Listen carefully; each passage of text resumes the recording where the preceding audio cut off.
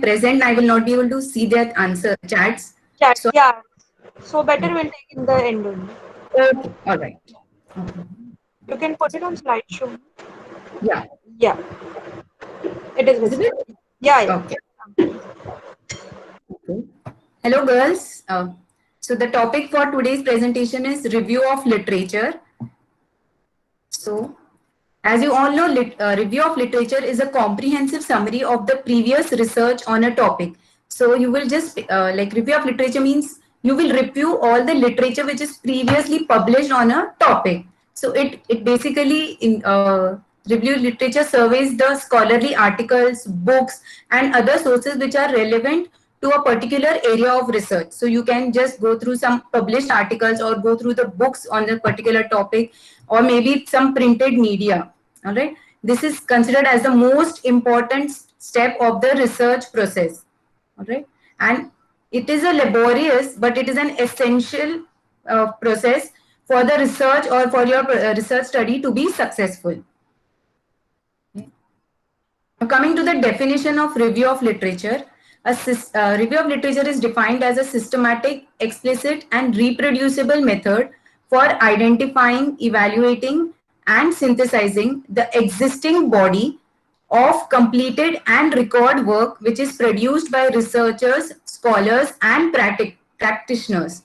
All right. So it basically is whatever work the previous researchers or the scholars they have done, or whatever methods they have used. You will identify those methods, or whatever evaluation techniques they used, or whatever some kind of method they have synthesized. So all those things basically you will review, and you will record that work. So you'll put it on paper, and that is known as the review of literature. Okay, Creswell defines ROL as it is a written summary of journal articles, books, and other documents that describes the past and the current state of information. So whatever has happened in the past related to a topic and whatever is going on currently. So it is basically a collection of the past and the current state of information which will describe this, and it organizes the literature into topics and documents which in document needs for a proposed study. So you will gather all the information, the past and the current, into a document, and then you can propose a study based on whatever information you have till now. Okay, and review of literature is also considered as an account of what has been published by accredited scholars and researchers. So all those recognized and well-known scholars and researchers, whatever work they have done. So is the review of literature is an account of whatever work has been already carried out by the renowned scholars and researchers. Okay. Now, what are the characteristics of a good quality ROL? All right. So, a good quality ROL should be comprehensive. Okay. It should include the up-to-date references. Okay. So, it should not be you are gathering information which is 20-year-old. Sometimes that information is important, but it should be up to date. Like till 2020, at least June, July, you should have that information. All right. It should be systemic, it should be reproducible. Okay, so whatever information you are collecting, it should be reproducible. It should be bias free. It should not happen that you are planning to do suppose a study to see the association of suppose walnuts on cholesterol level. So you're just collecting information which is talking only positive things about that walnuts are leading to basically lower cholesterol. You might find some studies which are saying no, higher intakes of cholesterol had a negative effect. So all those information also you should gather. So when you're collecting your review, it should be bias free. You should not have like, I will gather only positive information and negative information. It should never be that. So you should collect all the information which you are getting related to your topic. Okay, it should be well written. It should be concise, but you should mention all those information, important points in it, and it should be clearly searched and selected. Sometimes, like if you like just when you're searching, if you put in your web search walnut, you will get a lot of information. Now you need to clearly search and select the points which are relevant to your study. So you have to use that funnel approach. You'll have to narrow down what exactly do you want, what is related to your topic. And you should have accurate references and authentic references. Like some people still quote Wikipedia, but Wikipedia is not considered as an authentic source. I hope the speed is fine. I'm not going too fast. Was fine, ma'am. Yeah. Fine. Okay. Right. So now what is the review of literature? The main purpose is to identify what is already known about a research problem. All right. So if you want to do a study on walnut and cholesterol levels, so you will basically see what is already known about it. If many studies have already shown that walnut is showing a positive effect on the LDL levels, so what exactly, what type of association, what type of studies are already there? Are there only animal studies about it, or are there only observational studies about it, or are there any randomized controlled trials about? So that data you will gather, okay? Then you will update the knowledge that what exactly each study has shown. Like whatever the observational studies have shown, then was that replicated, and was the same result found in the randomized controlled trials or in the systematic analysis. Then you will avoid unintentional duplication on well established finding. Now if you already know something, you should not try to duplicate that same work. Okay, like if you know that in adolescent population one supplement was given to see the effect of on folic acid, same study in the same population, you should not be doing it. So you cannot duplicate that work. All right, in the same population with a similar outcomes. All right, then you should get an understanding of the research methodology. What is the study design? What kind of statistical test you're going to do? So all those information also you get to know from the systematic, from the review of literature. Okay, what is the study design? How the data was collected? What kind of, like whether it was a qualitative research or a quantitative research, and what exactly, what were the tools used for data collection? All right. Then you will know about the recommendations of previous researchers. So sometimes to develop like a recommendation, so what amount is tolerable or what amount is not tolerable, you will say okay, giving walnut is beneficial to reduce the cholesterol level, but you need to recommend an amount. You cannot just say okay, you can eat consume and unlimited amounts of walnuts. No, that is definitely going to give us. So you have to define whether it should be 20 grams, 40 grams, 50 grams. So some researchers must have done some experiment, and they might have suggested some recommendations. Okay, this amount is tolerable. Beyond this, it had some problems. So by doing review of literature, you will come to know about the recommendations of the previous researchers. Then you will learn how others have defined and measured the key concepts. So how they have measured certain things, and how they define that this is the lower limit and this is the upper limit, this is the median intake or median limit. So by reading literature only, you will come to know about those key concepts. It will also help your study add to the existing literature. So basically you will know what all gaps are there in this in the literature, and then your study can build up to fill in those gaps and add to the existing literature. All right. So basically, how do you go about doing a literature review? Okay. So it starts here. If you can see, reading the literature. All right. So you will first read the literature. You will read a paper. All right. Then you will, after reading, you will understand what the scholars are saying. All right. Then again, you will read the literature. Okay. So you will go on reading at least 3-5 papers. Then you will identify the themes and issues. So after reading at least 3-5 papers, you will identify what are the themes and what are the issues. All right. Then after identifying themes and issues, you will compare what the authors are saying. Are all the studies saying similar thing, or is there a are the results contradicting? Like some results are saying it has a positive effect, some results are saying it doesn't have any effect, or it has a negative effect. So you will compare what the authors are saying. After that, you will again analyze after reading all these things, and you will compare, and then you will integrate the literature so that it tells a story on its own. So you will basically keep making some short notes, and then keep writing it. and then you will integrate the literature, like so that there is a theme or a story, a flow is there. And then while integrating, you will identify the themes and issues. All right. Once you identify the themes and issues, then you will discover the relationship between the themes and issues. All right. So once you keep reading about walnuts, then you will identify, okay, it is rich in omega-3 fatty acids, it reduces inflammation, and then it has an effect on cardiovascular disease or something like that. So then that way you will identify the themes and issues, and then you will identify the relationship. Okay, walnut and CVD. So there is some kind of a relationship between them. All right. And then you will basically get an idea about what the scholars have concluded. So whether there is a positive association, negative association, or no association. And then you will continuously critiquing of the conceptual framework. Now, sometimes what happens, what the authors have done, like there might be some flaw in some study, or there might be some limitation of a study. So you will have to continuously, while reading the paper, you should read about what are the limitations of the studies, or were there any flaws in the studies.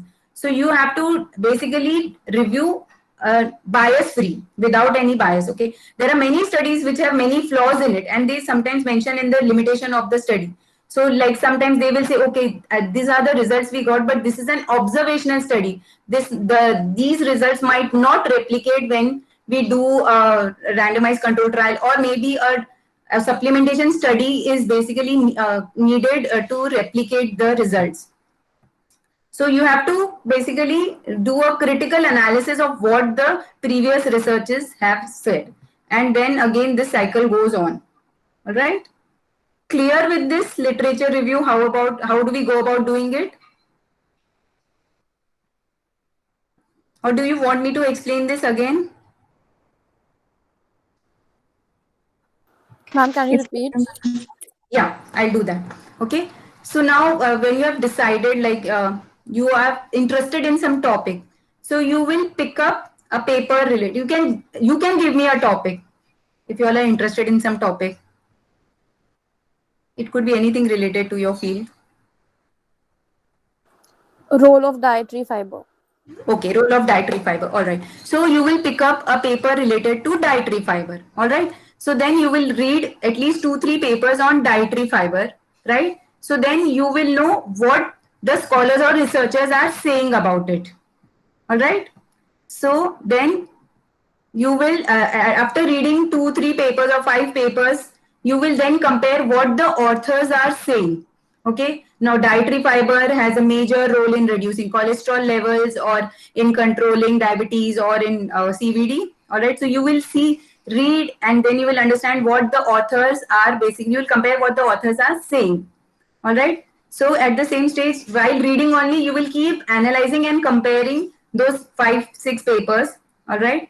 Then after reading more papers, you will identify themes or issues coming out of it. All right. Okay. Not only this diabetes mellitus or CVD or other, it is also important in basically other diseases. All right. So diverticular diseases or cancer. So you will identify more themes as you keep reading. You will identify more themes and issues. All right. Then you will identify themes and issues. Then you will discover the relationship between themes and issues. So what is the relationship between dietary fiber and diabetes, dietary fiber and CVD, dietary fiber and cholesterol, or dietary fiber and basically inflammatory bowel disease, or any kind of diverticular disease or cancer. So you will, after reading the papers, you will discover the relationship. All right. And then after reading and analyzing it, you will basically know what the scholars have concluded, whether dietary fiber is good for your health, or whether dietary fiber is bad for your health, how it is affecting your gut, and how it is affecting the gut bacteria. So you will have an idea about all those things. And once you keep reading a paper, you will make short notes, right, about what each paper is. You will keep summarizing it. So after you summarize all these, like from each paper you'll summarize, and then you will integrate the literature. So you will organize it in a way of theme, or in kind of a story, so that it tells a story on its own. So you will keep linking one part to another, like in a logical, convincing way. You will basically form a draft so that it tells a story on its own. All right. And then after that, you will generate a conceptual framework of the literature. So it's basically a rough draft of the literature is generated.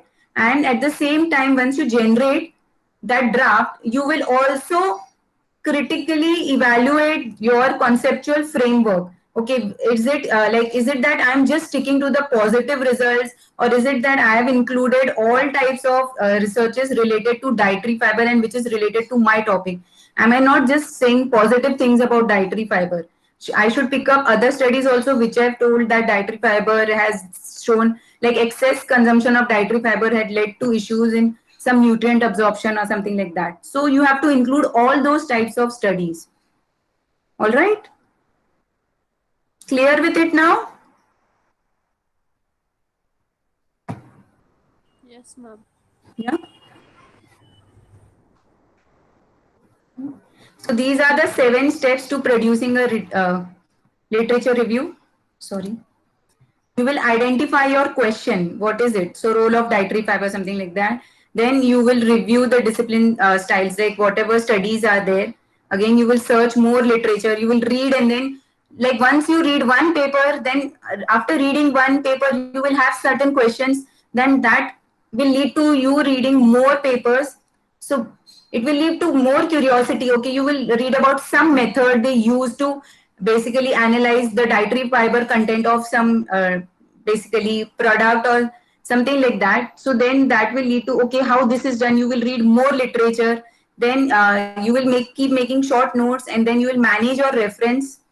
After that, you will critically analyze and evaluate. Okay, have I gathered adequate information, and is it like bias free information? And then you will synthesize your review, and then you will basically integrate it and write your review. Clear with these 7 steps? Yes, ma'am. Yes, ma'am. Yes, ma'am. Okay. So why is literature review important to scientific research? So if you can see here, there's one. Okay. So research is carried out primarily to improve the knowledge or establish a theory in a field. So basically, this review of literature will basically enhance your knowledge, or it will help you establish some theory in this field, something which is not yet discovered. So you can basically discover that. All right. Then point number 2, all research builds on existing established knowledge in this field. Okay. So basically now you will, after reading all the literature, you will know, okay, what all gaps are there and what gaps needs to be filled. So this all is already known. How can my research contribute to upgrading something about dietary fiber in this field? So can I basically make some product and supplement a fiber rich product and supplement it to some disease condition patient, and see whether it is basically improving and helping improve that condition, or it is deteriorating their condition, or some kind of thing. So your research will basically it will help build the existing knowledge. All right. Then third, a literature review will help in familiarizing the extent of knowledge in the field. So once you read more papers about related to a topic, you will know how dietary fiber is assessed, how do they basically, how animal studies are conducted on dietary fiber, how animal studies are conducted, and what parameters they measure for to assess the dietary fiber content, or how much is getting excreted, or like how do they do about in the human population. Are there any supplementation studies? What study design is used? So basically all these things you will know, whether they have given insoluble fiber, soluble fiber, what exactly is it role of soluble fiber, insoluble fiber. All right. Then the review traces the progress of the knowledge and the relationship between various thoughts. So basically, as you keep reading, so you will basically upgrade your own knowledge, and you will know, okay, see, before when I started reading one paper, I just know this thing about the dietary fiber. But now I know, okay, how this method is analyzed, enzymatic method is used. Okay. So then how the food grains are analyzed and what processes will enhance the dietary fiber content, the soaking and germination, because it is usually said you should eat sprouted pulses and legumes. All right. So does that actually improve the dietary fiber content? So you can read more about it. So as you keep reading, you will only know that how much you have progressed, like from day one of reading a paper till day at least 20, or maybe after 2 months, how much your knowledge is upgraded in terms of reviewing. All right. Then it basically helps in establishing the limits of the available information and identifying gaps in the knowledge. So you already know this information is there about dietary fiber. Now I really don't know the soaking germination improves or not, or some gaps, whatever gaps are there, I can try and do some research about it or some study on it to try filling in that gap. Maybe that study you might not see a positive effect, at least some gap you are trying to fill. All right. Then the identified gaps are investigated to establish new facts and add value to the field. So basically, after reading review, you will decide to identify how you will fill those gaps. Okay. So then you will conduct a study, maybe a small your MSc project you can do to basically I fill those gaps, and then you will know, okay, that this basically I can, this type of study I can do to fill the gaps, and this will add value in the nutrition field or clinical nutrition field. All right. And the literature review offers an insight into the author's depth of knowledge in this field. So once you read the review paper or basically papers, then you will identify, oh my God, this is what is new to me, and I was not aware of so much of developments going on in the field of nutrition or in the field of dietary fiber. All right. So you will know your depth of knowledge as well as the depth of knowledge of the researchers whose papers you are reviewing. Okay, because once you read the papers, you will, like the senior researchers, the way they write review and compared to a beginner writing a review, you can easily identify the difference. The quality of work in like the way it is written, it is quite different. So you can easily understand. Okay, you will also get an idea. Okay, this reviewer, and if you will see a lot of papers, like sometimes what happens, if a person is working on dietary fiber, you might see at least 10-12 publications about dietary fiber by that same author. All right. Now if you go to about fatty acid, you will see a lot of papers by Graham Burge on fatty acids. So you will know, okay, this person is really an expert in fatty acids because there are many papers on fatty acid by this person. So this person is actually an expert, and you will also understand the depth of knowledge that person has. Plus, you will also understand your depth of knowledge after reading the papers. Like after, like when you started reading first paper and after reading 20 papers, you will gather a lot of information. All right. So now coming to the factors which will affect the ROL. All right. The factors which will affect the ROL is researcher's background. Okay. So basically, if you are planning to do a research, so are you a beginner or are you in this field from last 10, 20 years? So an experienced researcher finds it easy to prepare an ROL compared to a beginner, because at MSc level, you all are beginners. So it might be a little tough for you to prepare an ROL. All right. Then complexity of the research project. Now, if it is a simple project, then it is easy to gather ROL. But if it is a complex process, then some person really have difficulty, because what happens, there might be limited information available on net. For example, if you take the COVID-19 thing, now in March, April, there was very limited information about COVID-19. So the researchers, it was difficult for them to collect information. All right. Then availability of the resources. Now things are really easy with internet. So like computer, internet facility, online and offline journal subscription. So things are really easy if you have journal subscription and it is available online. But with college, things are really easy. All right. And with Google Scholar, PubMed, it is really easy to access information. Then study time frame. Now, if you're doing a PhD, you have a lot of time, like you have 3 to 5 years to complete your PhD. But when you're doing MSc, you just have limited time frame. I think 6 to 8 months to complete your whole research project. So basically, you have limited time to do your ROL. Okay. But to do a in-depth ROL, you at least need at least 2 to 3 years actually if you're doing it for your PhD work. Okay, so to conduct a relevant ROL, sufficient time is needed, right? And availability of support system, like if you have like two three, like normally if you're writing a systematic review, 2 3 researchers normally sit together and then they write an ROL, because with 2 3 researchers or with many research scholars involved, a good ROL is gathered. So they have their own experiences, so they basically know how to extract information and how to basically integrate it and then publish it, right? Then coming to next, types of ROL. I don't know if it is like you should just have a knowledge about it. So there is one traditional or narrative ROL wherein you will just mention, like you will take up dietary fiber and what is dietary fiber, types of dietary fiber, insoluble, soluble. Then it is basically helpful in which all condition. But in systematic ROL, what happens is this method is basically more well-defined approach.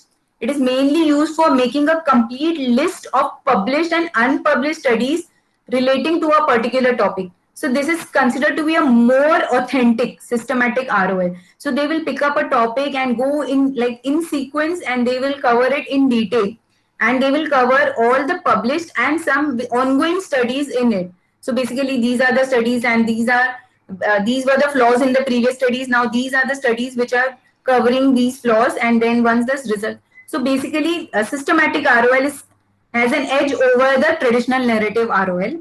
Then next is meta-analysis. In the meta-analysis, what they do is they basically take large quantitative findings and then they do a statistical analysis. So if there is a randomized control trial on dietary fiber, okay, so they will basically take all those randomized control trials ka data. They will actually write to authors, gather their data, and then they club all the data. So if each study, some study has 5,000 population, other study has 10,000 population, and another study has like 2,000. So they will club all that 17,000 ka data, and then they will run the statistics, and then they will generate a new finding, and then so that will be integrated, and then they will know, okay, this study is actually replicating well and this study is showing this result. Okay, so meta-analysis basically large quantitative data ka findings, and they will run a statistical analysis to enhance their understanding. And last one, the best one is meta-synthesis. It is a non-statistical method which is used to integrate and evaluate and interpret the findings of multiple similar quantitative studies to identify the common elements. So they will basically gather all the like similar quantitative studies, okay, like say, related to, suppose a topic is dietary fiber, so all the similar quantitative studies related to dietary fiber, they will gather them and see what is the common element in it. Sometimes none of them might have discovered that, okay, this is leading to like high dietary fiber is reducing inflammation. So all like some hidden facts, they will be found out from this meta synthesis. All right. So what you will be doing will be the traditional or narrative ROL. For writing systematic meta-analysis or meta-synthesis, you need a lot of experience. So usually like at least 10 to 15 years of experience in research and scientific writing, then you can write down systematic or meta-analysis or meta-synthesis. Now coming to the sources of ROL. Now what are the sources of ROL? The sources of ROL include primary source, secondary source and tertiary source. Now what all includes under primary source? It is the original material which is created in the time of occurrence in question. This will include all your research articles in journals, the dissertation means thesis, that is original data, the conference papers because it is the original work which is presented, and the patents. Like some person has developed some kind of machinery or some kind of equipment or some help aid. So that basically is the original thing, so primary source. And examples could be original data from a study. Okay, then suppose like you end up doing a randomized control trial. So the results which you, if suppose I'm citing your results, so that is the original primary source because I'm directly citing your source. Then engineering standards or the patents, then the period, like you get the in newspaper, the main authentic cuttings you get, and then film photographs or advertisements. So those are the authentic primary source because you're directly taking it, not like it is not that you read it somewhere, but about that paper in something else. Okay, that comes as secondary source. So secondary source means providing commentary or interpretation of a primary source. Like if you read a review paper, okay. So for dietary fiber, you will, when you search the net, you will find one review paper. So those review paper will be talking about many other studies. So then if a review paper includes many studies, so then those studies become secondary source if you're referring a review paper. If you refer that paper directly, then that paper is a primary source. But if you come to know about that paper and you're citing about it, then that paper is a secondary source. Okay. And review becomes the primary source. Okay. So it includes review articles, books, textbooks. If certain book is mentioning, okay, one randomized control trial was conducted on dietary fiber to see its effect on cardiovascular diseases. So if you are you came to know about that randomized control trial from the book, so then it becomes a tertiary source. Okay. For example, monographs or journal articles, again review articles, okay, and textbooks. And tertiary source means third source is the summarized information which is based on secondary and primary source. Okay, it includes the databases, catalogs, search engines. Okay, so it is a third way. You will basically, some people will basically collaborate. I mean, and from the database they will collaborate and then they will reproduce the result. So that becomes a tertiary information. Okay, so bibliographies, dictionaries, and literacy reviews and students ka research papers, because it will see you are indirect, you have referred a review paper and you're quoting about that paper by reading a review and you're mentioning it in you. So if someone is reading your paper, it becomes a tertiary source. Okay. And if you can see, as you go from primary to the tertiary source, you are going away from the original source. Okay. But your approach should be basically this way. So first you should try getting the primary source. If it is not possible to get full text of that original paper you tried, then only, like, suppose you read a review paper and you found out about a study, try getting the full text of that paper which you read in the review.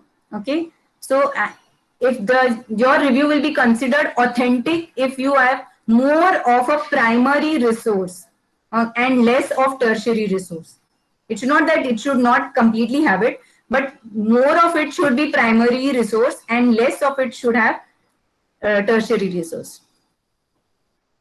Now coming to the resources of literature review. So what are the different resources we use is basically electronic databases, your basically Google. Okay, Google, PubMed, then Enlist, then you have that National Digital Library of India, NDLI. Okay, so all these electronic databases. Okay, then books, whether you get e-books or whether you go in library and actual book you're referring. So those books are again sources. Journals, if you're getting the directly the hard copy of the journal or a soft copy, because from the journal website if you have subscription or through college you get full text. Then conference papers if you're accessing, they are again sources. Then thesis, so MSc or PhD thesis, all right. Then encyclopedia and dictionary, so you have medical dictionary or so if you are referring to those, or medical encyclopedia, then those are again sources. Then research reports, so sometimes whatever research is conducted, the certain website, they basically keep publishing their reports. Okay. Then again newspapers and magazines, they are again considered as sources of literature review. Okay.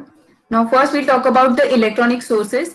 So they are computer aided literature search which has revolutionized the ROL. Okay, like when we did internet was when I did my review like 18 years back, that time internet was not easily available everywhere. Okay, so we had tough time. We actually used to go and sit in the libraries and make notes of reading papers, getting it xeroxed. And so now literature search has become really very easy. You can sit in any corner of the world and you can serve the paper and get it access to it. Okay. Electronics literature search through internet, web are very useful tools, but again it depends how which sites you are referring, how authentic they are. Okay.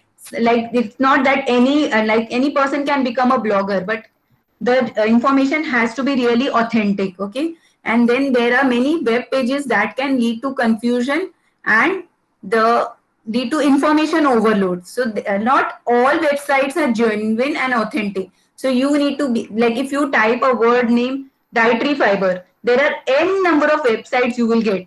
Okay. So you need to know which sites are authentic and where you will get the genuine information. Okay.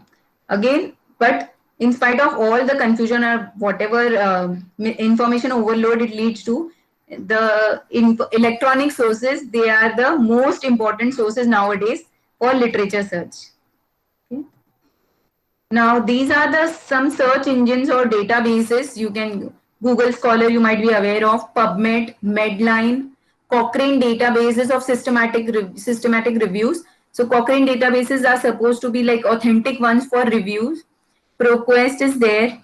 Then there is ERIC database. Okay, this is known as education database. Then PsycInfo, which is American Psychological Associations. Then there are like, you will get journal website for individual journals. Okay, for example, for American Journal of Nutrition, clinical nutrition, there is AJCN. Then Journal of Nutrition, JON is there. So you have to go to individual journals website and there you will get their actually current issues. Right. Then there is National Digital Library of India, where they have books, they have journals. So you'll get a lot of information. And there is NList also. And I think college has a list of, like, there are n number of websites. If you want, I can share that with you, or if you, I think you might be already having it through Vidya ma'am. She must have already given you details about it, right?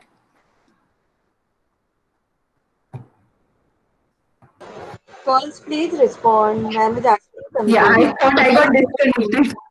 Ah, Yes, ma'am. Okay, if you don't have, then I can forward it to Sonu and then. yeah, Harsha. I'll just ask them if they need. I'll ask. Okay, okay.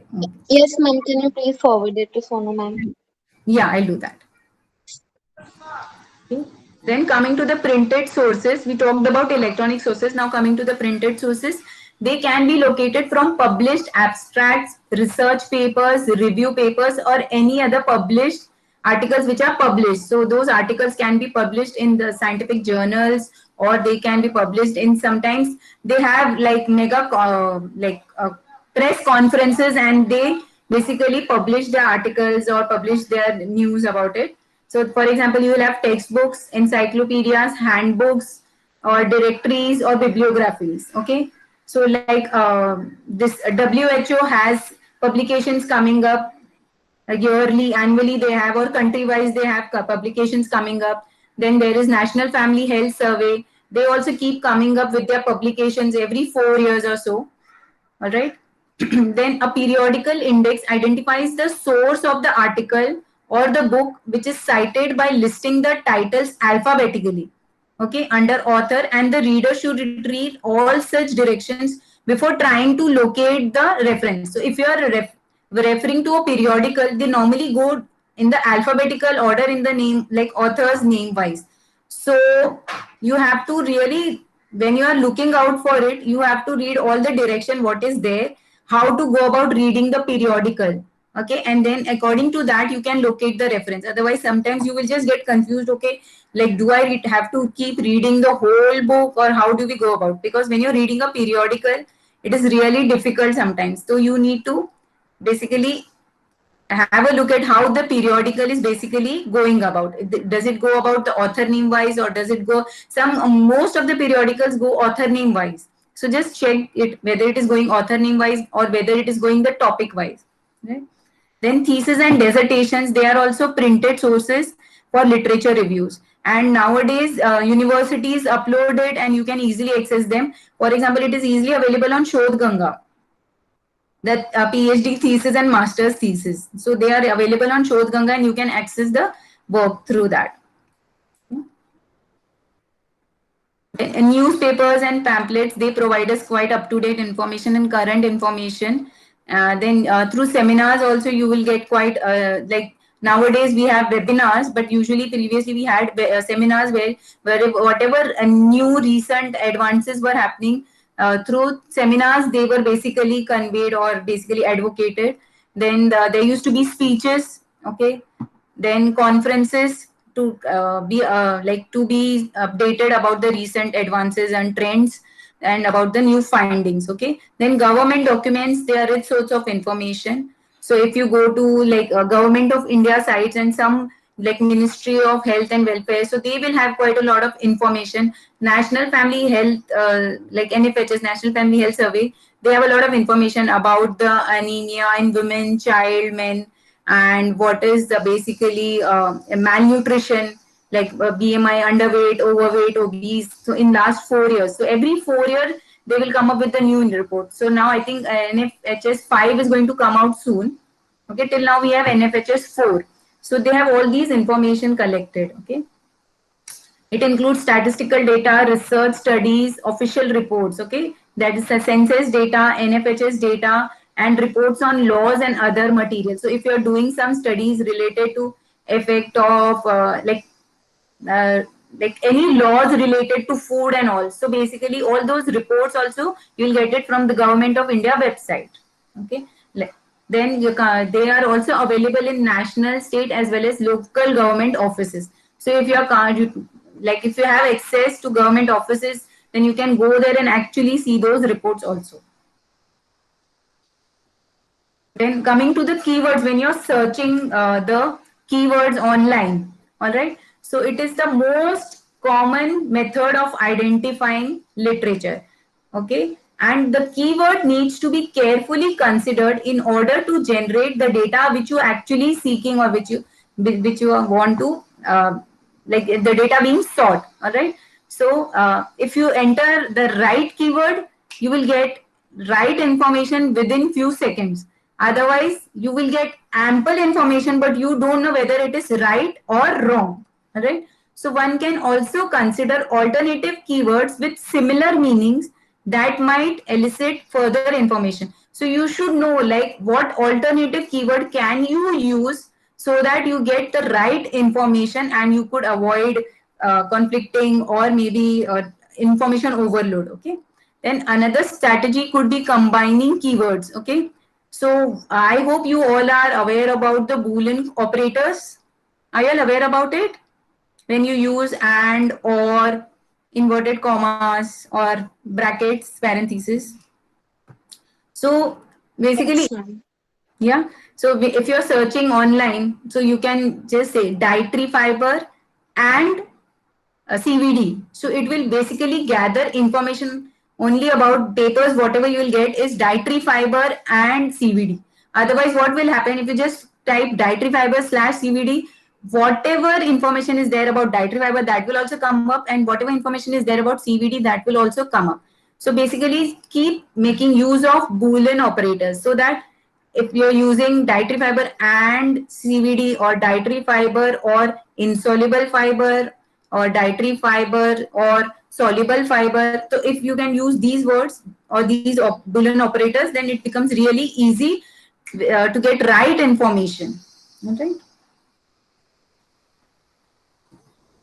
Then coming to the stages of literature review, okay.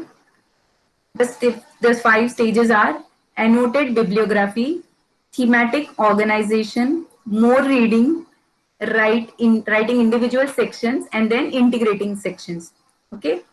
So what is annotated bibliography? Okay. So here you will read the articles, books, and other types of literature which is related to the topic of research. All right. And then you will make a brief synopsis of each review, maybe like 1 page or 1 paragraph, kind of a synopsis of each paper you read. All right. Like some kind of a stick-on notes we used to make, SI. So each paper you will club it into 1 paragraph or maybe 1 page. And then after going through reading the list, the researcher will have annotation of each source of literature, related literature. So now you will know कि dietary fiber and उसकी properties के ऊपर there are maybe 2-3 papers. Then dietary fiber and its role in certain diseases, there are 4-5 papers. And then the dietary fiber and uske negative effects ke upar there might be few papers. So basically that way you will keep summarizing it, and then you will have a stick on notes. Okay, this is talking about properties, this is talking about its functions, this is talking about deficiency or maybe toxicities, kind of a thing. So that way annotation say it will basically, it is likely that to include more references of other work, because by annotating it or making some kind of a like stick on notes or summaries, short summaries we do, as a short notes file we make. So it will basically, what it will do is, you will include more reference of other work, since previous findings or readings will be available to compare. But it is at this point, the aim will be to gather accurate information. So by making annotations also, you will know, okay, this information I already got, I have adequate information about the properties, बस अभी इसका और ज्यादा मुझे too much नहीं चाहिए. So you will just pick up the recent ones, okay, and then the old references you will not include them. So then you will see, okay, this information I read, but I have not got adequate data about it. So then you will read about that.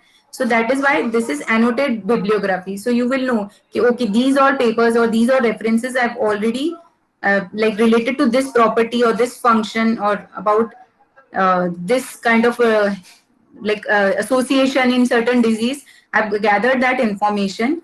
Now I don't need information about it. Like all these researches, which are recent ones, you will include those only then. Okay. Then next stage is thematic organization. Okay. So researchers will try to find out common themes of a research topic and organize the literature under themes, sub-themes and categories. Again, now you will use a funnel approach. You will keep narrowing down. So first you will talk about dietary fiber, then you will define it. Then you will go to talk about its properties. Then you will talk about its functions. So you are basically forming main theme is dietary fiber. Then sub-themes are uska basically properties. So under that there will be categories. What are its different properties? So that way you will keep organizing it theme wise. All right. The themes related to each other are organized and arranged in a chronological or maybe in a sequential manner. All right. So you will use that kind of an order. It should not be that properties and then dietary fiber is popping up. There should be some kind of flow or sequence to it. So dietary fiber, then you will talk about its function, and under function you will pick up. So that way you will go about it. Right. Then researchers usually try to establish a coherence or a logic between themes and literature which is discussed under. So there should be a convincing and logical flow between themes. It should not be that somewhere there is no connection only and one topic is popping up. So there should be a logical and convincing flow in your review of literature. Okay. Then coming to the stage 3, which is more reading. So first stage was annotated bibliography where you read it and then summarized it. And then second stage was thematic organization. Third stage is again you are reading. So more reading. So based on the knowledge gained through primary reading, researchers will have a better understanding about the research topic and the literature which is related to. So you read more about dietary fiber, so you came to know about its properties, about its functions, about what role it plays in different diseases, what are the dosages, what are the are there any deficiency issues or are there any toxicity issues? Does it hamper, does it basically affect the absorption of any nutrients? Okay, then you will try to discover specific literature material which is relevant to the field of study or research methodology which are more relevant to the research. So after you keep reading it, you will know what methods basically is relevant or what is basically relevant to your area of research and what is not relevant to your area of research. Then you will look for more research by those authors, like I said, or something more related to methodology. So if you want to know about what is a randomized control, like you read about, there was a dietary supplementation, dietary fiber supplementation study to see the effect on cardiovascular disease. So there was some randomized control trial. So you want to know more in details about like what type of studies that author has the author done more studies about dietary fiber supplementation before also, or is it the first study? So you will get that there'll be some kind of क्या बोलते हैं ना, like query in your mind कि okay, like let me inquire more about whether this author has done more research on dietary fiber, or what is this actually methodology about. So you will keep researching about the methodology, so that will lead to more reading. Then you will set aside the less relevant areas or articles that were basically you initially shortlisted. So now you know, okay, after reading the papers, okay, this paper is less important and not so relevant to my research area, so I can now eliminate it. Okay, so basically, or maybe you will give it less preference and keep it at the side, maybe later on if I do more work or something. But as of now, whatever I have decided, it is not fitting in, so I can actually keep it this topic aside, or maybe keep this paper aside. Okay, and then you will integrate the new reading into drafts of the literature review, and you will reorganize the theme. So like after thematic organization, you read these more papers, and you will see where this all papers, in which theme or in which sub theme or category are these paper fitting in, and you will keep like you will add it to those themes or basically sub themes. Okay. Then stage 4 is writing individual section. Now, as you are aware, your review basically includes the introduction, body, and the conclusion. All right. So now, whatever sub themes you have made, you will basically now writing. You will start writing literature under each thematic section by using previously corrected drafts of annotations. So you have already summarized those things, and you have made a kind of a thematic organization is already done. So you will now keep adding to it this. Now you will organize the articles under each theme, ensuring that every article is related to each other. So that way you should organize. Now in one line you are talking about function, and in next line you are going talking about something else. It should not happen that way. So the articles should be related to each other. Okay, they should be grouped together by ensuring there is a convincing or a coherence means convincing or a logical sequence or a convincing or logical argument between the segments of the literature. All right. Then for each thematic section, draft annotations are used to write the section which discusses the articles which are relevant to the theme. So you will like for each thematic sections, you will have certain kind of subcategories, or like you have bullet points. So like functions, you'll talk about one function. Okay, so it's basically a dietary fiber reduces inflammation. So then again, then what is the importance of reduce inflammation, how it plays a role. So that way there are basically subsections you are creating. Okay, so then you will discuss the articles related to those sections. Then the focus should be on the theme of the section and show how articles relate to each other. Now when you're talking just about the properties of dietary fiber, all the articles related to the properties of dietary fiber only should be there in that particular section of the review. And it should not that when you're talking about properties, suddenly you are putting in something about the functions or something different from the property of dietary fiber. All right. And the articles are used as critic of the themes rather than using the theme as an angle to discuss. So you will basically, when you are mentioning about the property, then articles will basically actually are talking about the property, but at the same time you are critically evaluated also that theme and that paper. Okay, just don't use it, okay, as it is, whereas the author has said. No, you have to write whatever the author said. You cannot completely copy it out. You have to, the meaning should be same, but it should be rewritten in your words. What did you understand? Without changing the meaning you have to write, but you cannot exactly copy it because it is considered as plagiarized. All right, and there are many softwares nowadays easily available wherein it is easily checked whether your how much of it is plagiarized, directly copied without the words changed, without. So you need to basically acknowledge the author, but at the same time you cannot exactly copy as it is. You have to reword it. The meaning should not change. And the fifth stage is integrate the sections. Okay, now once you have done annotated, you have done thematic organization, you did more readings. Okay, and then you have started basically writing the individual sections. Now you will basically now integrate it. So make a flow. So this section is basically they are all the sections are tied together. Okay, so there is an introduction, and then within the, like, there is introduction, then the body, and then the conclusion, and then there might be some revisions later on in to show how they are related to each other. But this section is basically forming a actual draft of the review. Right. Okay. So the elements of the review are the introduction, the body, and the conclusion. So in the introduction, you will define or identify the topic, the area of concern, and you will provide appropriate context for reviewing the literature.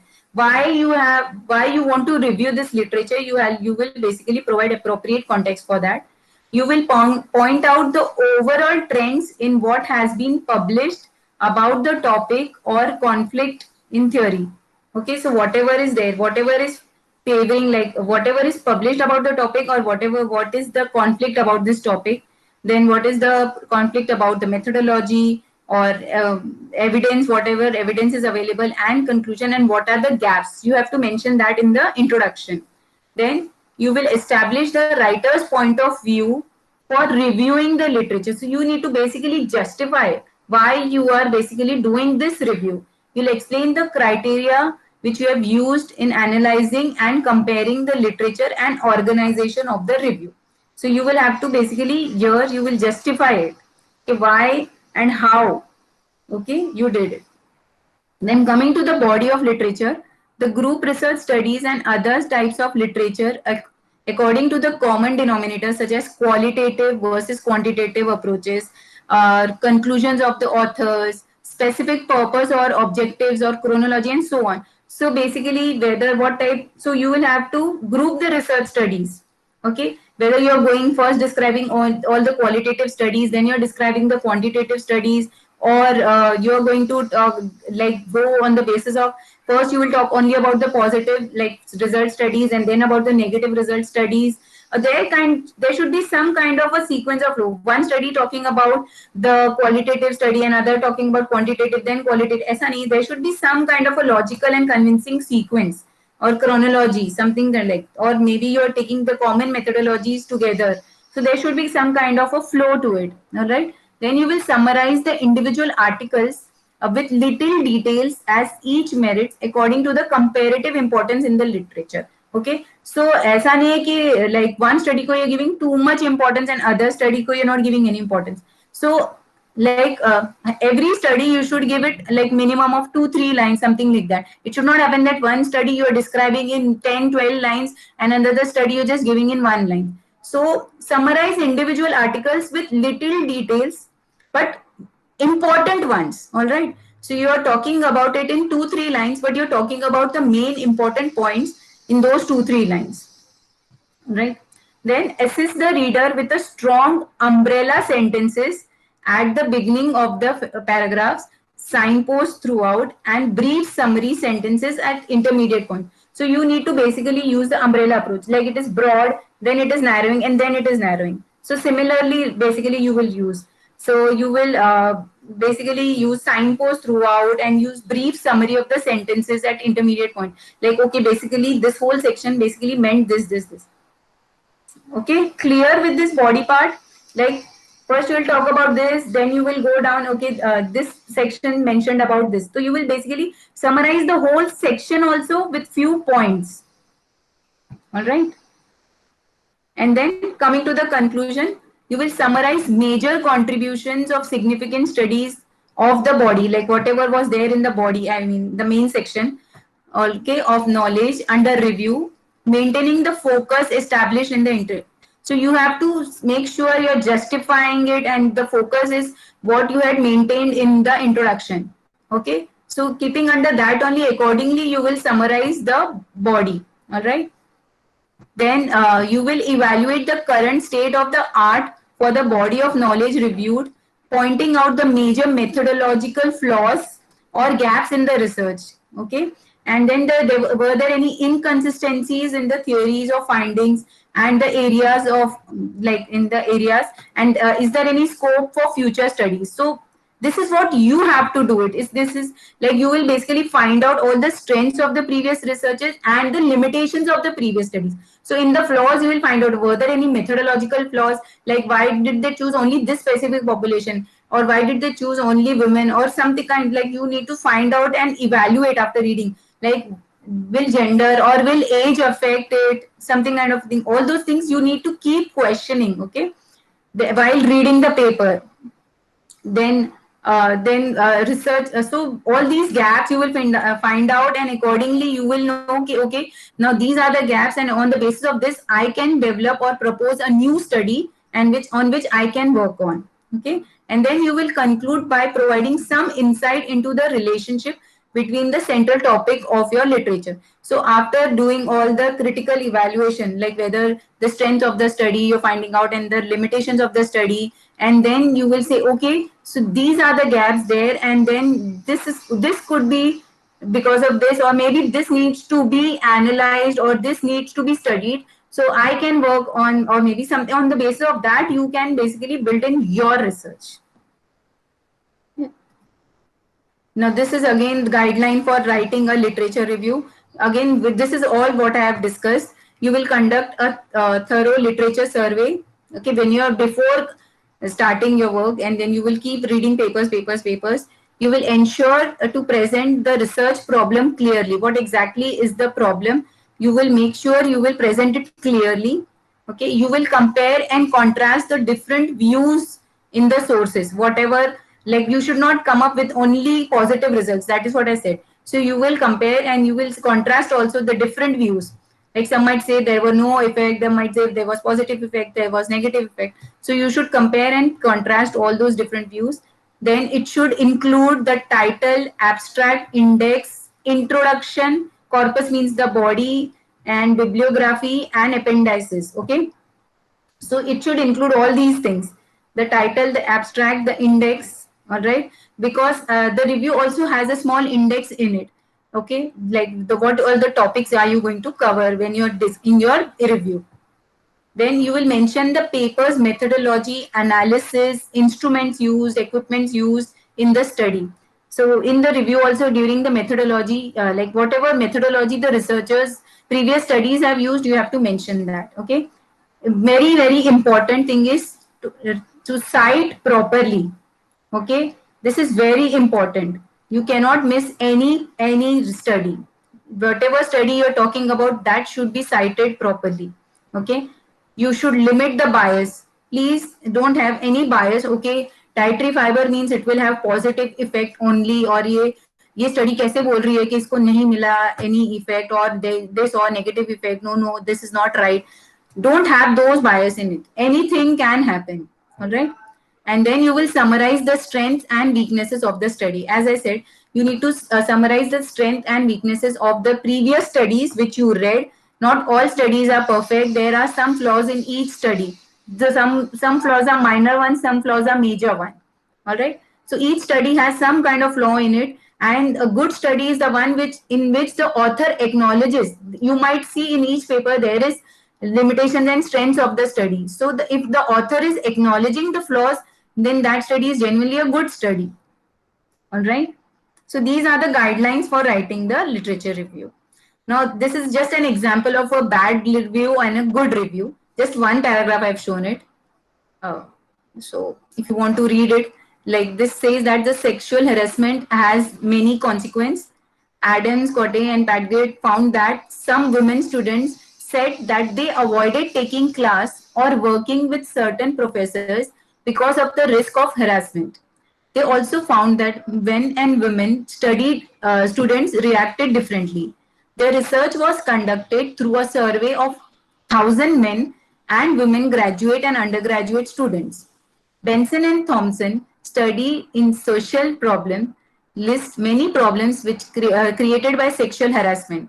In their excellent book, the lecturers Professor Jash and Weiner give a long list of difficulties that victims have suffered. So this is a bad review because everything is mixed up and nothing is coming out clearly. Okay, there is no convincing sequence of flow coming out of it.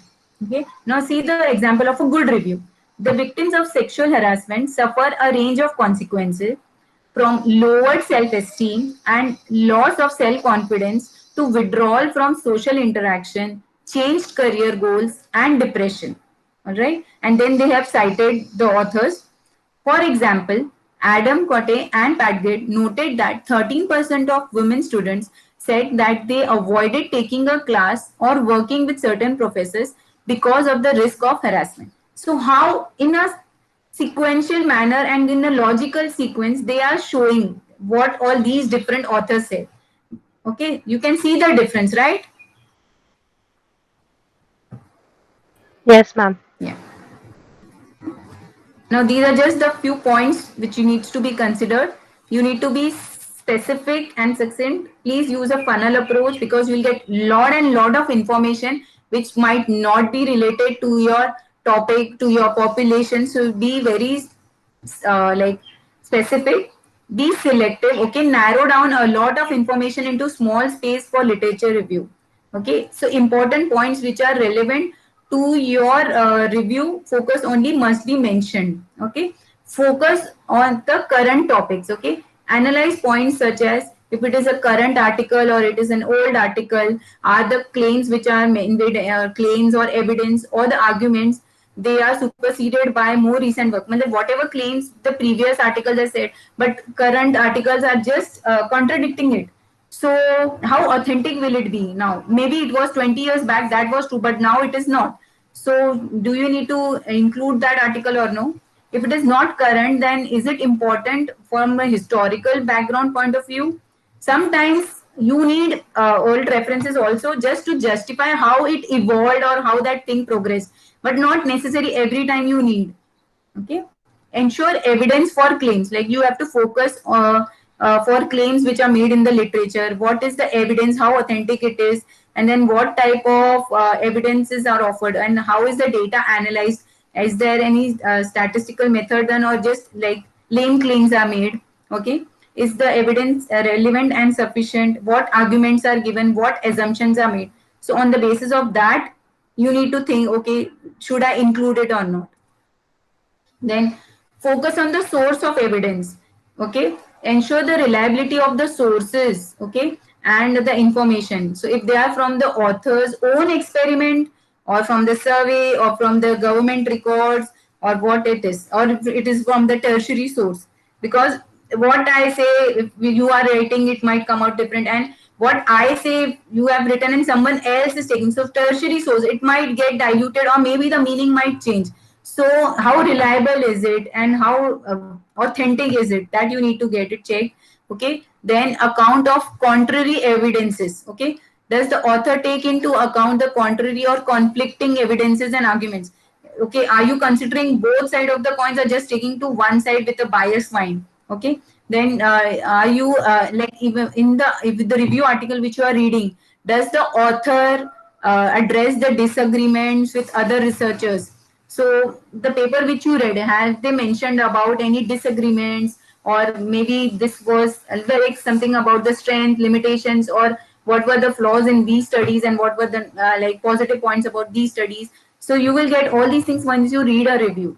Okay, then reference citations. Any reference cited in the literature review should be included in the bibliography. It should be included. You cannot just miss out on any references. Okay, and please avoid the terms or jargons or abbreviations which are not like easily used. Okay, so which are the layman should also be able to understand. So avoid all those jargons and all those terms. Okay. Then you should have a simple and accurate sentence structure which is easily understandable. Don't complicate it. Don't use very long sentences and too much of and if but. So no, the sentence should be simple, and there you should avoid grammar and punctuation errors. Okay. Nowadays you get that Grammarly app which is really helpful. So you can just download that, and you can use it for words and for even through your emails and everything. So it is really helpful in scientific writing. They will give you different option how you can comprise a sentence. Okay, then organization of literature review, you will organize by subtopic and not by individual reference. Okay, don't do that this author said that, then this author said that. No, do it like form a like a flow kind of a thing. So they organize it theme wise, sub theme wise. Okay, typically discussion of each topic is quite brief. Okay, you will normally for review of literature, it doesn't go beyond 4, 5, 6 lines maximum. All right. Then contribution, the present reviewer make is organizing the ideas from the sources into a cogent argument. So there should be a logical and convincing argument. Okay, so your job is you are organizing everything and then you are presenting a logical and convincing argument of the narrative that will include your perspective also after reading it. Okay, you're presenting their perspective, but you're adding your views also into it, like at the end. Okay, and referring the original source. So you will focus on citing the material that originates with each reference. You will read all the references carefully. Okay, not there should not be ambiguous. Okay, it should not be ambiguous, like two meanings arising from what you are saying. It should not be that whatever the author is saying, you're actually, the meaning of what you have written should be the same. The meaning should not change. If the author refers to another source whose ideas are relevant or interesting, it is better to track and use the original source. That is what I'm saying. Like if I have written something and you read about my paper in some book, it's better you read directly my papers, because that will give you more detailed insight into what exactly happened. Okay, in the book might not give you the clear exact picture about it, the flaws about the study or something like that. So it's better to track the primary source. Okay. Then common mistakes to be avoided in literature review. Okay, so the source in your literature review do not clearly relate to your literature search problems. Okay, research problems. So many a times we gather like, okay, dietary fiber pe jo bhi information mila, chalo sab gather karo. Okay, I've got 20 papers already, ma'am. You wanted me to gather 20 papers. I've already done that. But when you read it, you will realize, अरे ये तो मतलब इसमें से barely 2 or 3 are related to my research problem. Others are not. So please, the literature search is very important. Use proper keywords when you're finding it. Okay. Then you do not take sufficient time to define and identify the most relevant sources to use in literature review, which is related to your problem. So what sources will you use? Will you use journal sources? Will you use books? Or so you should ideally first go for journal sources and books. They are more reliable sources, and otherwise pata chala you're picking up some blogs and some kind of not authentic information. Okay, so don't do that. Okay, take time and you decide, okay, I will go to for databases, genuinely authentic databases I will refer to, and I will gather those information. So define that and accordingly identify your sources. Then you rely exclusively on secondary analytical sources rather than including primary. Don't do that. Don't rely too much on secondary sources. That is why I'm saying, if you read about some paper through in a book or some kind of like paper magazine, so try locating that actual paper, which will give you thorough insights about what exactly the study was about. Okay, you are uncritically accepting other researchers' findings and interpretations. Okay, sometimes you will see like the author is like you will read the paper and say, oh no, this study is not right, but no, you are saying, okay, let it be, I will just include it because it is. No, don't do that. So please critically evaluate the findings and the interpretations. That is very important. Okay, and you do not describe the search procedure that were used in identifying the literature. In the literature review, you actually need to mention how you did your literature search. So you, if that is only considered as a good literature review, how you did your literature search, which keywords were used. If you read a systematic review or a review, they will mention, okay, basically these keywords were used and we found these many papers. Out of that, we found, like out of suppose 90 papers, 45 were not related to our topic, or they did not include studies, or maybe they were just observational studies. So we eliminated them, and then finally we took 40 papers. So you need to describe the search procedure which you used, okay, in identifying what all literature you reviewed. And in the end, I would like to say that literature review is essential to understand what has already been done in your topic or research topic. It will help you understand the background of the specific topic which researcher intends to research, or maybe about the methodology. It will give you an idea. And then what are the research gaps there? So how you can fill those gaps. And trust me, the literature review is an ongoing process. Okay, right from the selection of the problem to report writing, it keeps going on. you really don't know when to stop. So basically, a good literature review is a foundation for a good research. All right. So this is it. Thank you so much, and I'm open for questions.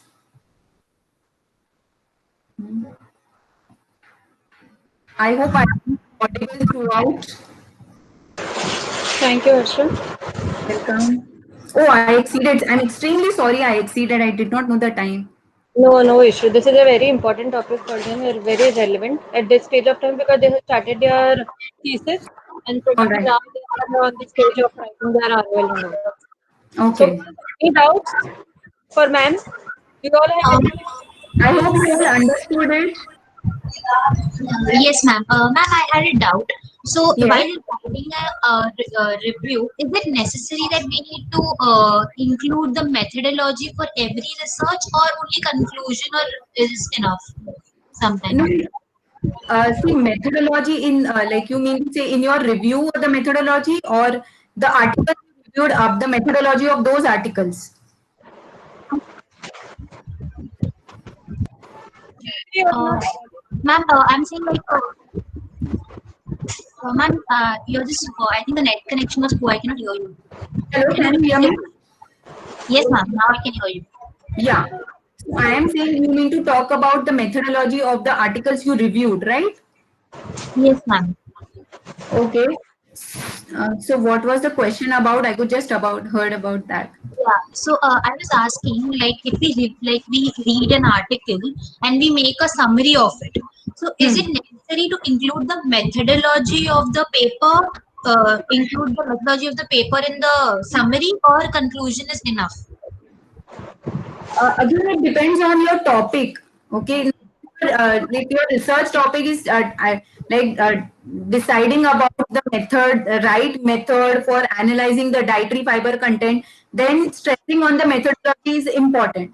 But if your research topic is talking about like association of dietary fiber with the so it all like depends on the research question whether methodology is important or with methodology. Now, if the study design definitely you need to mention when you're talking about a randomized control trial. Okay, so you will say कि it was a randomized control trial. At least वो थोड़ा hint देना पड़ेगा when you're summarizing your ROL in the study.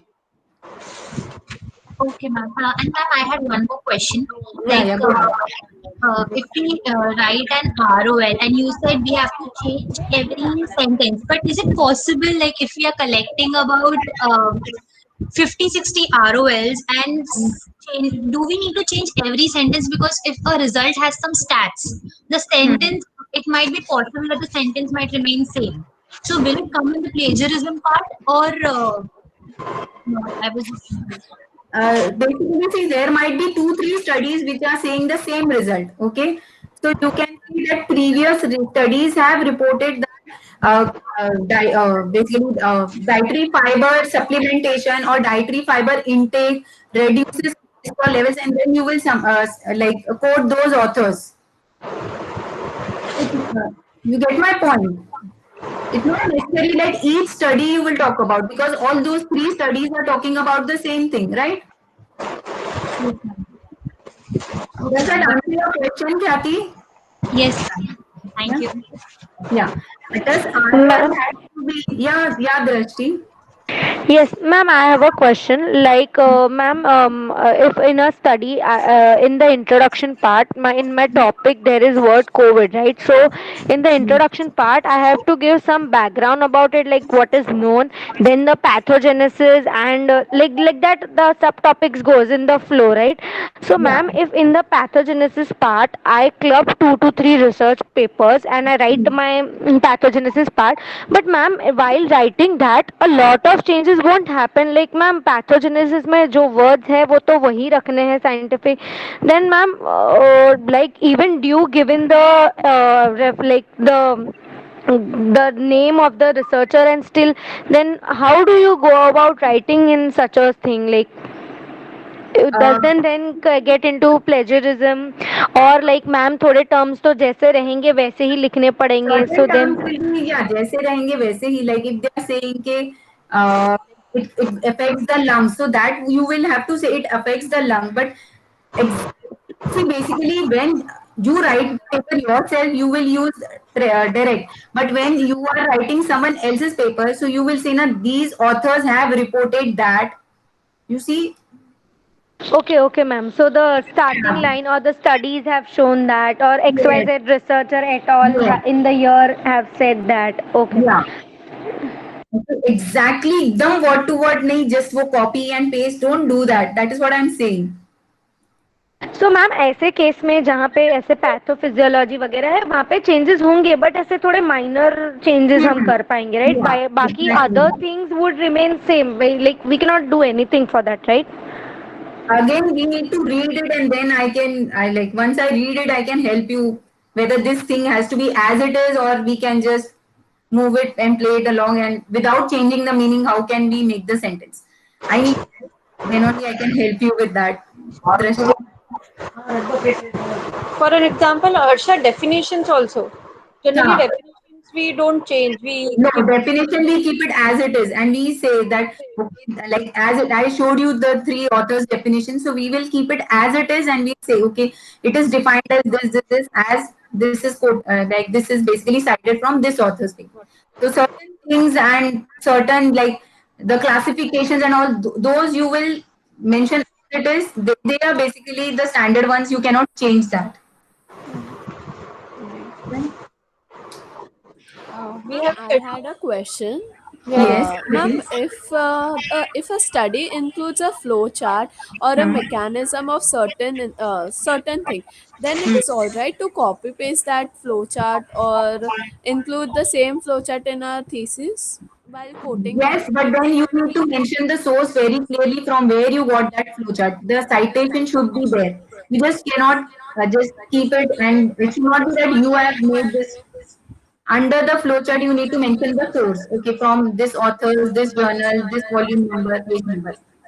Okay, ma'am. And what about the pictures if we insert in the ROL? Hmm. Again, pictures के लिए भी you should mention the source, and they should be authentic source, not Wikipedia. Yeah, ma'am. It is from research paper only. Ma'am, I Yeah. had one more question. Yeah. If in my thesis, if I've included two or three mechanism, then it is all right because what I have learned till now is ROL includes generally the if certain study has taken place, then their methodology and their conclusion. But if I'm trying to include the mechanism from that particular study, then it Hmm. would come as it is in my paper while changing few words. So is Right. that all right? Yes. Okay, ma'am. And sometimes if you read two, three papers, you will come out, you can come out with your own kind of a mechanism also. Like you can make a flow chart of this. Like what could have led to the progression of cardiovascular disease by low intake of dietary fiber, something kind of a that. I mean, Okay, ma'am. Ma'am, yes, good evening, I ma'am. had a Ma'am, I had a question. question. yes, One girls. Muntaha, bolo. Yes, ma'am. Ma'am, so if my topic is such that uspe there are multiple researches are not available, especially in the field of science. Like, for example, if my topic is online food purchasing behavior and its effect on dietary pattern, तो जो first half है ना online food purchasing behavior उस पे there are multiple articles, but its effect on dietary pattern पे directly there are no articles. So ma'am, what my question is that whether if I can do this, that the online purchasing behavior aspect, those articles I can find and I can write the ROLs, and then ma'am, can I relate it indirectly, like for example, say consuming more of online food products like fast food or junk food can cause obesity or weight gain. So can I interrelate it like that and then search articles related to those topics, like consuming of more fat food or high salt food? yeah. So you can use ultra processed food or high fat, high salt food. So you have to use the right keywords. That is why I said right keywords play an important role in your Yes, ma'am. search. So, ma'am, I can do that, right? Like I can correlate it like that. Yes, you can correlate it, and then you will then you need to read and see how relevant is it to your topic. Like Yes, ma'am. I thought also you will get a lot of papers. How relevant it is to your topic, you need to read that. Okay, ma'am. Thank you. Yeah. Any other questions? Yeah, Paki. Yes, ma'am. And there Yeah. are very few researches that mention only the abstract part and not the introduction methodology and Hmm. etc. So will that Hmm. be okay if I don't mention the analysis and conclusion methodology, only the introduction what abstract says? It again depends how important that paper is and what you're citing from that paper, because after like sometimes from the abstract adequate information is not available, so you need to extract the full text of the paper. And I think the college library has access to a lot of journals, so you should be able to get hold. And if you're not able to get full text of the journal, if you read the paper, there is corresponding author's email address available. And if you think that paper is really very important, you can actually write an email to the author saying that, okay, I am trying to get full text. I'm not able to get full text of this paper, and I am doing my thesis on this topic. So I'll be grateful if you could share full text of the papers. And trust me, the authors are very happy to share the full text of their papers. They want people to read their papers, so they will easily share it with you. Okay, ma'am. So, ma'am, if the abstract mentions the adequate amount of information, will that be okay if I mention like 2-3 lines only from abstract itself? Again, it depends on the abstract and what information you are giving from the abstract. You Okay. have 2-3 more full text papers like with the similar information, then that abstract is enough. But just one paper talking about that particular topic or that particular theme, then you will need a full text. Okay, ma'am. Thank you. Yeah. Reena. Yes, ma'am. I had a doubt like when we are putting lot of subtopics Hmm. or sub themes, so do we have to mention all of them in the index? Yes. Ma'am, like I have mentioned 1.1, then 1.1.1 in the Hmm. index, but then even in that, if I am making paragraphs and giving titles in the ROL, so that also is it important to be added in the index? Yeah, we have added it. We used to add it. I hope the pattern is same now. Sonu, is the pattern same?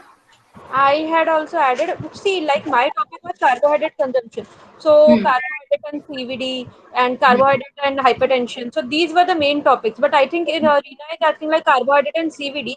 Usme you are talking about myocardial infarction and then probably Yes, ma'am. disorder Yeah. of CVD. So, she is asking, do we need to mention that also? I think we mentioned, right, Harsha? Each and Yes, yes, yes, we had mentioned. we had. So, Rina, we do mention the Yeah. subtopics. Okay, ma'am. Ma'am, I had one more doubt. If you're studying a review paper, so there are like in the review itself, many authors are mentioned. So do we Yes. have to put the references in the citations of our paper? Those from review paper? So that is why if you're reading a review paper and you read about a study, try to look at the full text of the study. Otherwise, you will say that you'll mention about the review, I mean, and then you will say cited by, and you used to write the main paper, and then you will say cited by, and then you will mention about the review. Same pattern followed now, Sonu, because we used to do that. Same pattern for us. In fact, the way you said, the best part is like in a review, if you are finding some line or some specific which is relevant to your topic, you can go Hmm. back to that paper itself. So you'll get Yes, more information and then you can directly cite that yes, review paper which you found. yes. You need not mention about the review then. You will just mention about the paper then. Got it, Okay, Rina? thank you, ma'am. Yeah. Yes, ma'am. And Thank you. one more question in the chat box. Does ROL has to be in a chronological order only? It depends on the topic, and see to it that you collect the recent information only in terms of like some vaccine formulation or something like that. Then you can include older older papers or thing. Otherwise, ideally, it's best to include last 10 years papers. Okay, this is last 5 years. You can do it. So mostly it would be in a chronological order. It is best Yeah. chronological. Ma'am, Yes. I have one more question. Ma'am, like my topic is related to COVID, like the assessment of eating patterns and stress during the COVID-19 lockdown. So then the research papers which I would refer to mostly would be in and around COVID के research papers. So उसके अगर years if I see it is there definitely gonna be 2020. So then how do I arrange it in chronological order? Do I need to go then month wise, like Yes. January wala pehle and then recent September wala, Yes. like then Yes. month wise I need to go, right? Yes. Yes. Yes. But you will Okay. have papers related to stress and Yeah, yes, ma'am. Stress and all those also would be there, but then only for which are related to COVID, yeah. COVID. Yeah, you will just get it in last one. I think max from January you will get it. I doubt January का भी कोई paper होगा या नहीं. Just an introductory paper होगा about what is COVID and what exactly it is. Proper information. Okay, ma'am. Thank you so much, ma'am. Welcome. And Soumi, you can share my email ID with them, or I can share it with you on chat. And if you have any questions, feel free to let me know. Girls, any questions for ma'am for now? I hope you got a clearer information. I hope I was Yeah, of some help to you all. You no, could no, the understand. presentation was really worthful. It was really, I hope you must have gone through it and they will be having this recording so they can have a look Okay. at it later also. So, girls, Yeah. if you have any doubts, do let me know. I'll forward it to ma'am and we can Yeah. keep a session again if you all need for anything. Yeah. Okay, girls? Are you all clear? Yes, ma'am. Yes, ma'am. Yes, ma'am. Thank you Okay. so much, Sarja. On behalf of Stride team, I thank you. And if they will be having any doubts, I'll probably connect back to Sure. you. Thanks Thank a lot. I'm sorry the session got delayed actually by a month, but there was some, I think first time we had some